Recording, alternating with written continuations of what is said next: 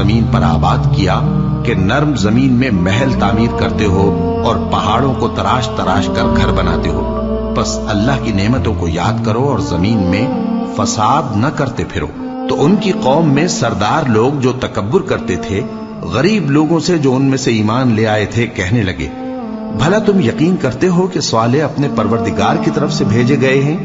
انہوں نے کہا، ہاں، جو چیز وہ دے کر بھیجے گئے ہیں ہم اس پر بلا شبہ ایمان رکھتے ہیں. تو سرداران مغرور کہنے لگے کہ جس چیز پر تم ایمان لائے ہو ہم تو اس کو نہیں مانتے. آخر انہوں نے اس اونٹنی کو مار ڈالا اور اپنے پروردگار کے حکم سے سرکشی کی اور کہنے لگے کہ صالح، جس چیز سے تم ہمیں ڈراتے تھے اگر تم اللہ کے پیغمبر ہو تو اسے ہم پر لے آؤ. پس ان کو زلزلے نے آ پکڑا، سو وہ اپنے گھروں میں اوندھے پڑے رہ گئے. پھر صالح ان سے نا امید ہو کر پھرے اور کہا کہ میری قوم، میں نے تم کو اللہ کا پیغام پہنچا دیا اور تمہاری خیر خواہی کی، مگر تم ایسے ہو کہ خیر خواہوں کو دوست ہی نہیں رکھتے. اور اسی طرح جب ہم نے لوط کو پیغمبر بنا کر بھیجا تو اس وقت انہوں نے اپنی قوم سے کہا کہ تم ایسی بے حیائی کا کام کیوں کرتے ہو کہ تم سے پہلے اہل عالم میں سے کسی نے اس طرح کا کام نہیں کیا، یعنی خواہش نفسانی پورا کرنے کے لیے عورتوں کو چھوڑ کر مردوں کے پاس آتے ہو. حقیقت یہ ہے کہ تم لوگ حد سے نکل جانے والے ہو. اور ان لوگوں سے اس کا جواب کچھ نہ بن پڑا، اور بولے تو یہ بولے کہ ان لوگوں یعنی لوط اور اس کے گھر والوں کو اپنے گاؤں سے نکال دو کہ یہ لوگ پاک بننا چاہتے ہیں. تو ہم نے ان کو اور ان کے گھر والوں کو بچا لیا، مگر ان کی بیوی نہ بچی کہ وہ پیچھے رہنے والوں میں ہو گئی.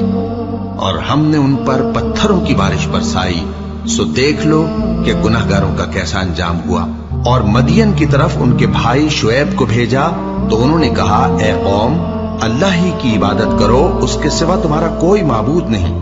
تمہارے پاس تمہارے پروردگار کی طرف سے نشانی آ چکی ہے، تو تم ناپ اور تول پوری کیا کرو اور لوگوں کو چیزیں کم نہ دیا کرو، اور زمین میں اصلاح کے بعد خرابی نہ کرو. اگر تم صاحب ایمان ہو تو سمجھ لو کہ یہ بات تمہارے حق میں بہتر ہے. اور ہر رستے پر مت بیٹھا کرو کہ جو شخص اللہ پر ایمان لاتا ہے اسے تم ڈراتے اور اللہ کی راہ سے روکتے اور اس میں کجی ڈھونڈتے ہو. اور اس وقت کو یاد کرو جب تم تھوڑے سے تھے تو اللہ نے تم کو جماعت کثیر کر دیا، اور دیکھ لو کہ خرابی کرنے والوں کا انجام کیسا ہوا. اور اگر تم میں سے ایک جماعت میری رسالت پر ایمان لے آئی ہے اور ایک جماعت ایمان نہیں لائی تو صبر کیے رہو یہاں تک کہ اللہ ہمارے تمہارے درمیان فیصلہ کر دے، اور وہ سب سے بہتر فیصلہ کرنے والا ہے.